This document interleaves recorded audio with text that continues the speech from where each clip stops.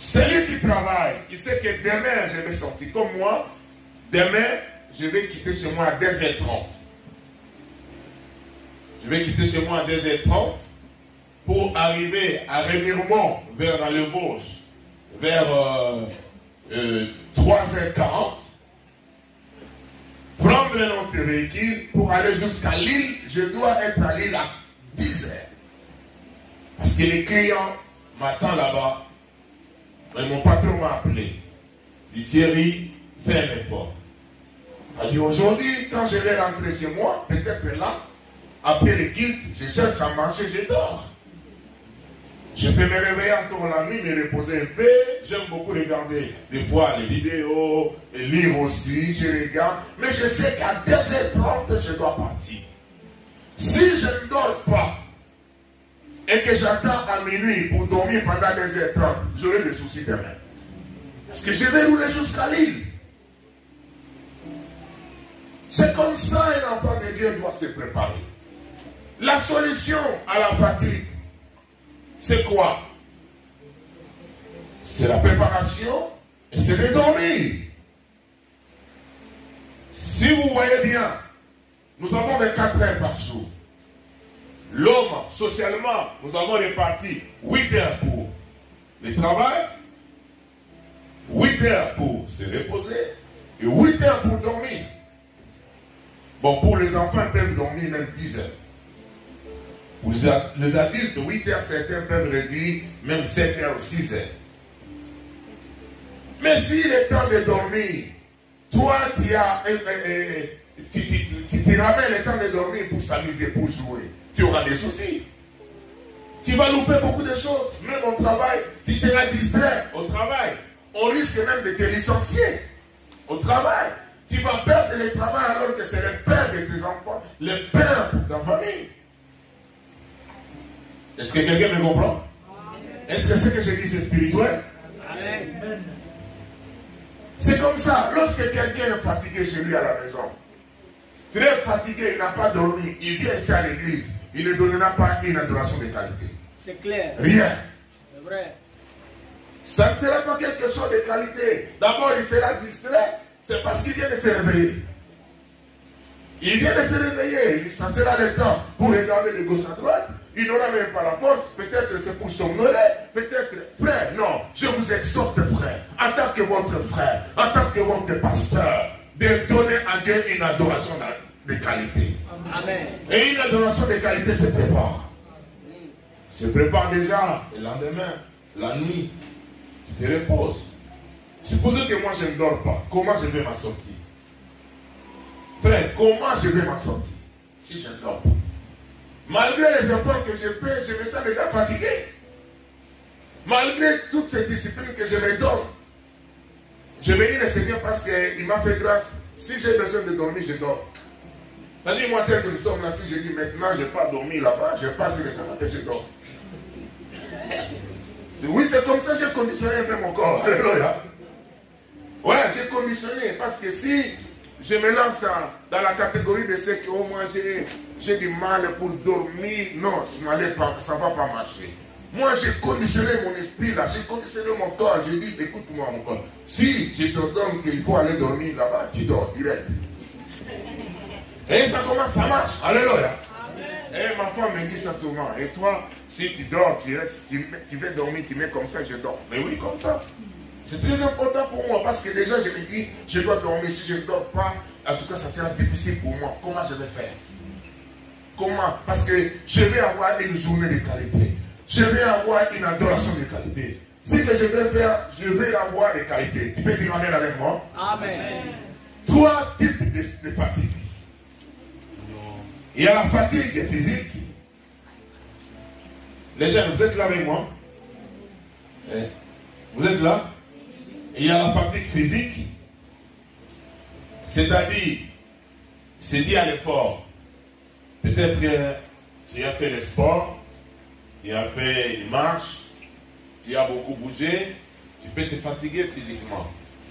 Pour les adultes, ça peut être aussi pareil, ou bien c'est dit au travail. En plus, nous faisons des fois un travail très dur. On n'a pas fait de longues études pour rester au bureau devant l'ordinateur.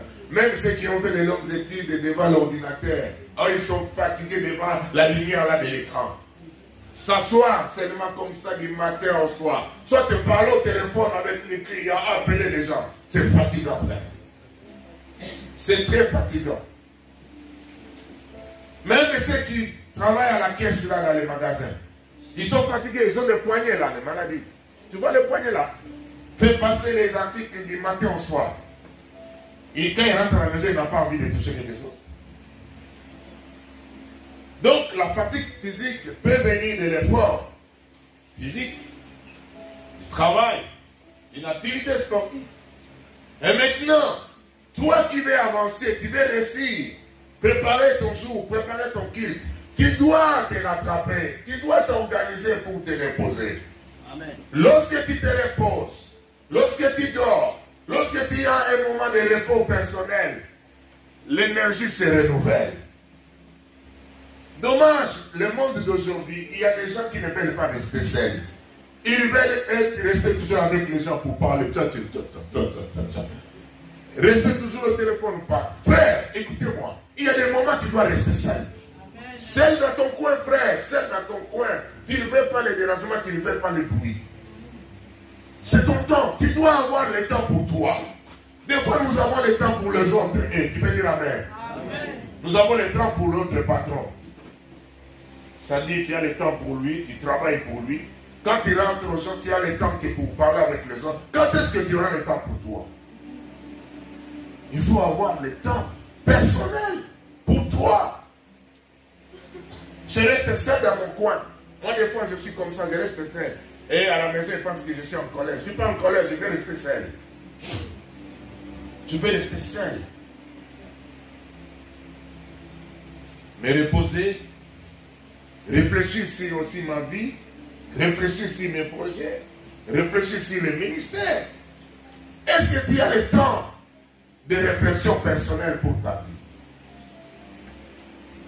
Est-ce que tu as déjà pris le temps de réfléchir, tu es en train de réfléchir pour l'église? Enfant, tu as déjà pris le temps, tu restes là, tu réfléchis un peu pour ta famille, pour tes parents. Tu dis, qu'est-ce que moi je peux faire pour que mes parents soient heureux? Qu'est-ce que je peux apporter pour que mes parents soient dans la joie? Tu restes seul. Tu dis, la fois passée, on m'a parlé de tel. La fois passée, mon papa n'était pas content. Ma mère n'était pas contente. Alors, qu'est-ce que je dois faire? Voilà ce que moi. Tu restes seul, tu réfléchis. Frère, nous sommes des êtres humains. Nous ne sommes pas des bêtes. Est-ce que vous comprenez? Amen. Nous ne sommes pas des animaux. Nous sommes des créatures. Lorsque Dieu a tout créé, il a tout créé pour nous, les hommes, les êtres humains. C'est-à-dire, nous sommes de la valeur aux yeux de Dieu. Tu dois rendre compte que tu as de la valeur aux yeux de Dieu. Nous avons aussi la fatigue morale. Et la fatigue morale, des fois, c'est donné suite aux différentes compétitions de la vie, les différents choix, les différents, certaines, des fois les échecs que nous rencontrons dans la vie. Aussi le travail peut te fatiguer moralement. Certaines complications. Tu as beaucoup prié aussi.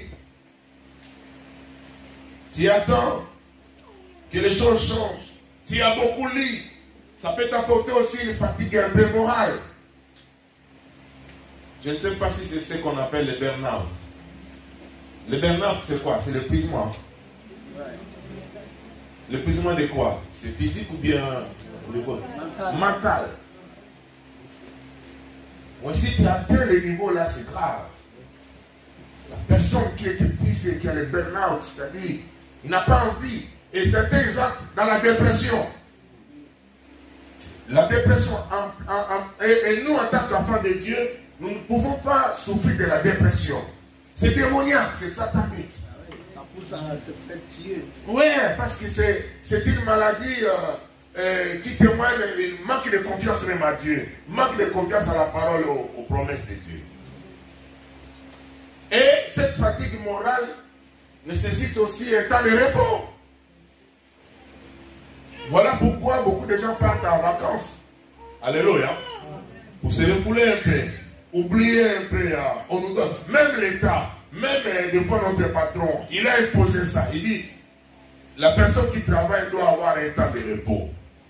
Même nous au travail, quand nous sommes là, nous avons, je crois, 1 heure du temps de repos.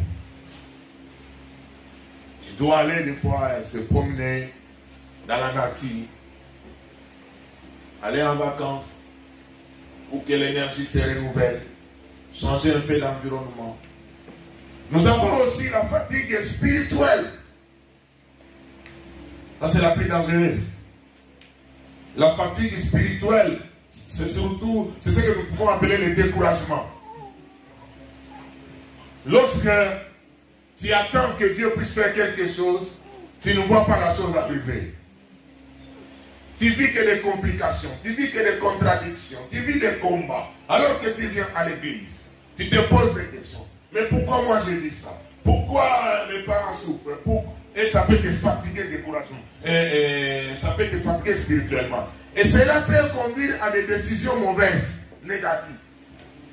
Certains se disent, mais Dieu n'existe pas. Oh, moi je ne vais pas prier. Non.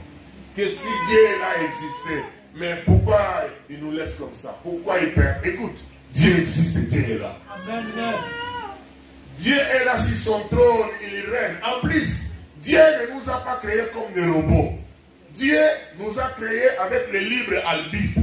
C'est-à-dire, il nous a donné le pouvoir. Vous savez, comme nous avons organisé le barbecue là-bas, est-ce que moi je peux attendre que Dieu puisse venir allumer le feu là-bas pour moi? Oh, chercher. Non, non, non, non. Dieu m'a donné le pouvoir d'aller chercher le bois pour mettre le feu et chercher la viande chez Barak là-bas pour venir griller. Et certaines personnes ils veulent que Dieu puisse descendre pour tout faire pour eux. Non. Dieu a déjà fait sa part. Tout ce qui se trouve là, nous raconterons, c'est notre responsabilité. C'est la responsabilité de l'homme. Et dans l'homme, il y a des méchants. Et le diable aussi intervient. Voilà pourquoi nous, enfants de Dieu, nous devons veiller. Et tu peux dire amen avec moi. Amen. Parce que nous sommes capables. Notre Dieu est capable. Toi, tu es capable avec Dieu. Nous devons veiller. Nous devons tout faire pour que nous puissions être en forme. Éviter une fatigue atroce.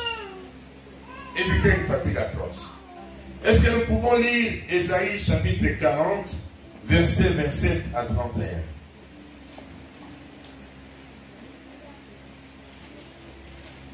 Ésaïe chapitre 40, versets 27 à 31.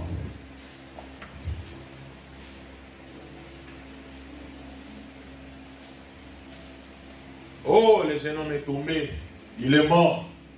Heureusement, l'apôtre Paul était là. Les jeunes hommes commençaient à dormir, à somnoler. Il était au bord de la fenêtre. Pourquoi dit-il Jacob? Pourquoi dit-il Israël? Ma destinée est cachée devant l'Éternel. Mon droit passe inaperçu devant mon Dieu. Ne laissez-t-il pas? Ne l'a-t-il pas appris? C'est le Dieu d'éternité, l'Éternel, qui a créé les extrémités de la terre. Il ne se fatigue point. Il ne se lasse point. On ne peut pas sonder son intelligence. Il donne de la force à celui qui est fatigué. Et alléluia. Amen. Notre Dieu ne se fatigue pas. Il donne la force à celui qui est fatigué. Et il augmente la vigueur de celui qui tombe en défaillance. Les adolescents se fatiguent et se lassent. Et les jeunes hommes chancellent. Pourquoi ils ont dit les adolescents? Remets-moi ça, frère. Les adolescents se fatiguent et se lassent. Parce qu'ils sont toujours derrière les écrans. Toujours derrière les écrans. Bon, ça n'a pas commencé aujourd'hui parce que lorsqu'on a écrit ça, il n'y avait pas les écrans. Mais oui, les adolescents, c'est-à-dire, ils ont beaucoup d'énergie, ils ont beaucoup d'écrans. C'est-à-dire, ils courent de gauche à droite. Frère, et ils se fatiguent. Et des fois, ils oublient l'essentiel. Les jeunes hommes chancellent. Chanceler, c'est comment? C'est-à-dire, c'est titubé, hein? Ou tâtonner. Ils s'en vont en tâtonnement même dans leurs décisions. Ils n'ont pas de bonnes décisions, ils ne font pas de bons choix dans la vie. Ils tâtonnent. Mais ceux qui se confient à l'Éternel renouvellent leur force. Amen. Ils prennent les vols comme les aigles. Wow. Ils courent et ne se lassent point. Ils marchent et ne se fatiguent point. Je déclare que l'Éternel puisse renouveler ta force. Amen. Ouais, que tu puisses voler comme l'aigle. Alléluia. Quand il y aura les dangers, tu puisses voir les dangers de plus loin comme l'aigle voit. Et l'Éternel a décidé de renouveler ta force. Quand tu es fatigué, même spirituellement, va auprès de lui dans la prière. Alléluia. Demande-lui. Après avoir prié, cherche un moment de repos. Après avoir mangé. Vous savez, il y a une autre chose qui pousse à nos jeunes de se fatiguer des fois. Nos jeunes d'aujourd'hui ne mangent pas bien. Ils ne mangent pas bien, nos jeunes d'aujourd'hui. Malgré que les parents proposent la nourriture, les parents font des provisions à la maison. Les jeunes aujourd'hui sont corrompus. Frère, jeune homme, je vais vous dire, votre choix de manger que de fast-food est mauvais. C'est mauvais. Ce sont des choses qu'on ne doit pas manger tous les jours. Ce sont des choses qu'on doit manger occasionnellement. Moi, aujourd'hui, je regrette ma mère. Et je me souviens de toutes les recettes que ma mère faisait. Et une fois, je me suis dit, ah, la nourriture de ma mère. Même si elle n'avait pas, elle n'était pas cuisinée à 5 étoiles. Mais ma mère cuisinait avec son cœur. Ma mère ne peut pas cuisiner quelque chose qui doit me faire du mal. Non, ma mère veillait, même si c'est pain, même si ce n'est pas des beefsteaks, seulement ma mère le fait de tout son cœur, dit ce sont mes enfants, c'est mon fils qui doit manger, j'aimerais que ça soit bien, que ça soit propre, qu'il soit à bonne santé. Mais la plupart des choses que nous mangeons là sont des commerciales. Leur intérêt c'est l'argent. Même si c'est pourri, ils vont mettre un peu la couleur rouge pour que la viande ne puisse taquer aux yeux alors que c'est pourri. Même si les kebabs là, il y a des rats qui ont sillonné tout ça, il ne va pas jeter. Il dit je ne pas. Il poursuit son intérêt, son argent. Et c'est la nourriture que les jeunes courent aujourd'hui. Derrière cette nourriture, en négligeant la nourriture de sa mère. Ah, si ma mère était là, j'allais la traîner. Fais-moi les repas là. La nourriture de sa mère. Les enfants, ne négligez pas la nourriture de vos mamans. Ils vous aiment beaucoup. Et ce que ta maman va cuisiner, c'est la meilleure. Elle est même la meilleure cuisinière du monde. Amen. Pour toi. Est-ce qu'elle pouvait acclamer pour nos mamans?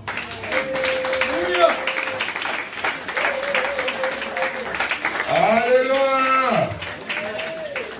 Les enfants, vous ne pouvez pas sentir comment ça fait mal à vos mamans, à vos parents, lorsque vous négligez la nourriture. Elle a fait, elle a pris son temps. Les doigts se sont cramés au feu. En fin de compte, tu veux l'amener au McDo. Tu veux l'amener au KFC. Tu veux l'amener chez Habitoula. Pour aller manger du kebab. Ça fait du mal au cœur. Vous ne comprenez pas, vous ne réalisez pas le mal que vous faites à vos parents. Et c'est de l'argent jeté aux fenêtres. Ils dépensent l'argent, ils ont après quoi ils vont jeter. C'est de l'argent jeté aux fenêtres. Consommer ce qui est proposé à la maison. On peut sortir à l'extérieur, siroter un peu, manger quelque chose, mais ce n'est pas tous les jours. Ça, ce n'est pas les repas, ça. C'est la maladie. J'étais aux États-Unis, j'ai vu comment ils sont malades. C'est clair. Il faut aller aux États-Unis à cause de la malbouffe. Et la plupart, ce sont des blagues. Ils sont comme ça, 200 kilos. Ils regardent comme... Oui, je vous dis la vérité, frère. Il faut une discipline alimentaire, l'hygiène alimentaire.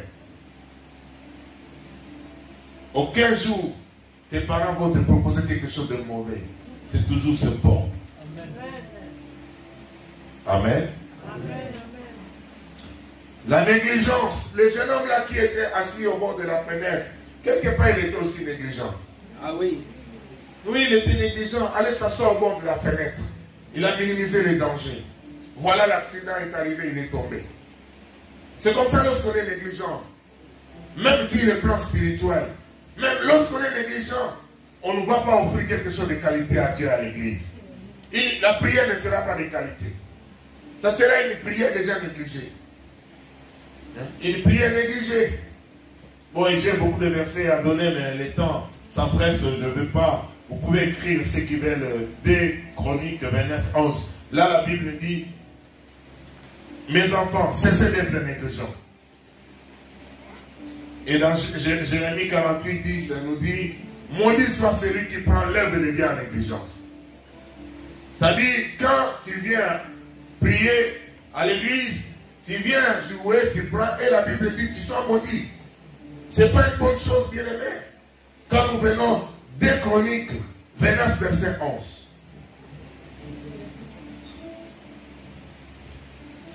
Amen. Amen. Et le 3e point, Jérémie 48, 10.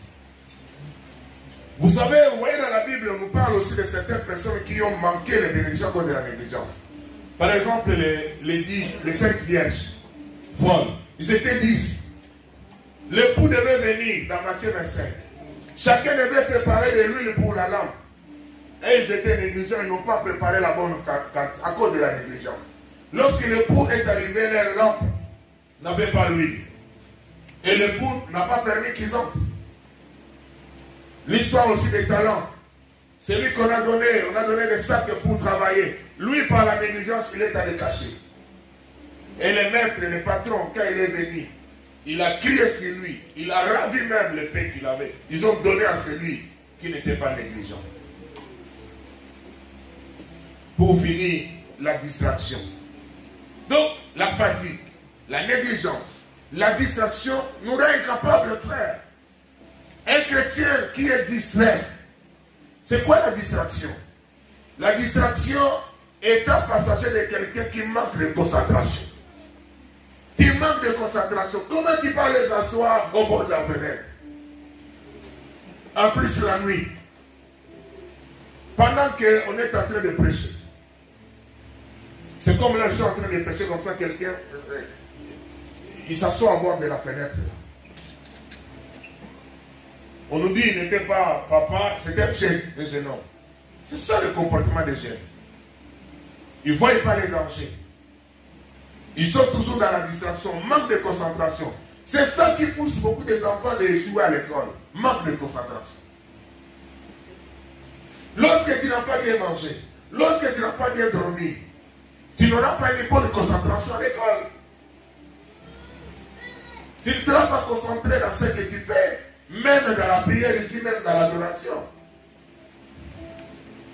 Tu auras envie toujours mais le pasteur lui aussi parle beaucoup, pourquoi il ne s'arrête pas? Ouais, tu poseras des questions comme ça. Frère bien-aimé dans le Seigneur, je vais m'arrêter par là. Il me reste que 10 minutes. Et pour conclure mon message, bien-aimés, nous sommes des chrétiens capables d'évangéliser, capables d'enseigner les autres. Et nous devons donner notre meilleur temps à Dieu. Nous devons donner une bonne adoration à Dieu. Jeune homme, lorsque vous venez, vous êtes là, soit dans vos études ici, évitez la distraction, évitez la négligence. Donnez votre concentration, donnez votre idée. Lorsqu'on prêche, cherchez à comprendre. Je sais que tu ne pourras pas tout comprendre. Mais si tu comprends même 30%, bien aimé, ça va faire quelque chose dans ta vie. Alléluia. Voilà les messages que Dieu m'a donné aujourd'hui pour l'Église. La fatigue, la distraction, la négligence, la distraction nous rend incapables. Mais si nous voulons être des chrétiens, une Église est capable. Nous devons lutter contre la fatigue. Comment lutter contre la fatigue? En se reposant, bien dormir. Alléluia. Prendre des temps de repos, bien manger. Éviter la négligence et éviter la distraction. Nous vivons dans un monde où on nous présente quelque chose pour se distraire. La distraction aujourd'hui, c'est un grand marché qui se vend rapide. Frère, la distraction se vend. Beaucoup de gens s'enrichissent à cause parce qu'ils nous vendent de la distraction. Et nous sommes là devant Je t'ai passé qu'ils ont conçu pour nous distraire. Et ils gagnent l'argent, toi tu perds. Et de plus en plus, tu manques même l'intelligence et tu deviens pauvre. Je vous dis la vérité. Hein. Tous ceux qui montent des films, des jeux là, tout ça, et ils l'ont monté pour gagner l'argent. Et ce sont des multimillionnaires. Et toi? Et toi? Tu vas gagner quoi? C'est-à-dire, tu es l'esclave. Tu es l'esclave. Tu es là devant la tablette, en train de consommer tout ce qu'ils ont préparé là-bas. Et en fait de compte, tu ne gagnes rien. Et des fois, il y a certaines choses, il n'y a même pas d'instruction. Il n'y a même rien. C'est-à-dire, ils prennent ton temps, ils volent ton temps pour rien. En fait de compte, là j'avance. Toi, un enfant qui est né ici, on va te retrouver au McDo en train de travailler au McDo. Quelle honte! Frère, quelle honte! Toi, tu es né ici en France, où l'éducation est gratuite, l'école est gratuite, on va te retrouver demain au McDo en train de vendre au McDo. En train de vendre à l'idée, tout. Je vais te donner une claque comme ça. Amen. Je viens ce que je trouve là-bas, je passe tout ça. Alléluia. Amen. Alléluia. Les enfants, évitez la fatigue, évitez la négligence, évitez les distractions. Il y a des moments où vous pouvez vous distraire, mais pas à tout moment. Ah oui. C'est comme ça que vous serez efficace. À l'école, à l'église, même quand vous allez commencer à travailler. Vous serez aussi efficace quand vous serez des parents. Alléluia. C'est ce que vous allez enseigner à vos enfants.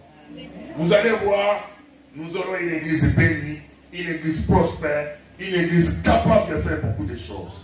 Que Dieu vous bénisse. Amen. Que Dieu vous bénisse. Amen. Amen.